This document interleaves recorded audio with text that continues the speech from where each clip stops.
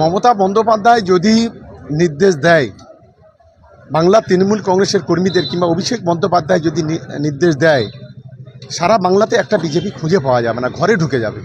নওশাদের তো লজ্জা থাকা উচিত। আমি হলে তো গলায় দড়ি দিয়ে মরতাম। ও নিজে একজন ধর্ষক, ও আরেকজন ধর্ষকের ফাঁসি চায় কী করে? আগে নিজের মুখের দিকে তাকিয়ে দেখুক, আয়নায় নিজের মুখটা দেখতে বলুন।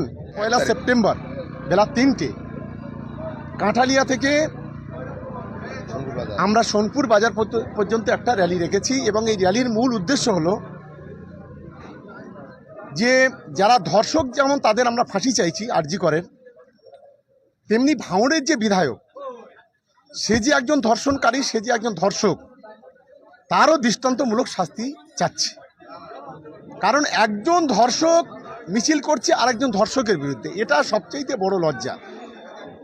আর দ্বিতীয়ত, অভিষেক বন্দ্যোপাধ্যায়ের একটা বাচ্চা 8 বছরের মেয়ে, তাকে যেভাবে চাঁদা তুলে তাকে ধর্ষণ করার যে হুমকি দেওয়া হয়েছে আইএসএফের মিছিল থেকে, আমরা তীব্র নিন্দা করছি এবং তীব্র ঘৃণা জানাচ্ছি। এবং আমাদের সেই ইস্যুটাও এই মিছিলে থাকবে। সিবিআই তদন্ত করছে, নাম্বার 1। নাম্বার 2 হচ্ছে কার নজরদারিতে হচ্ছে? সুপ্রিম কোর্টের নজরদারিতে, সর্বোচ্চ আদালতের নজরদারিতে।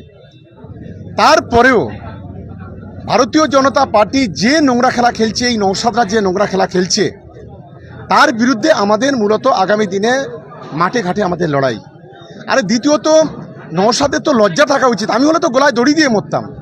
ও নিজে একজন ধর্ষক, ও আরেকজন ধর্ষকের ফাঁসি চায় কী করে? আগে নিজের মুখের দিকে তাকিয়ে দেখুক, আয়নায় নিজের মুখটা দেখতে বলুন যে কোন জায়গায় আছে। একটা গরিব অসহায় মেয়ে বিলকিস, তাকে বিয়ের প্রতিশ্রুতি দিয়ে যেভাবে ধর্ষণ করেছে, তার মুখ থেকে এই ধরনের কথা মানায় না।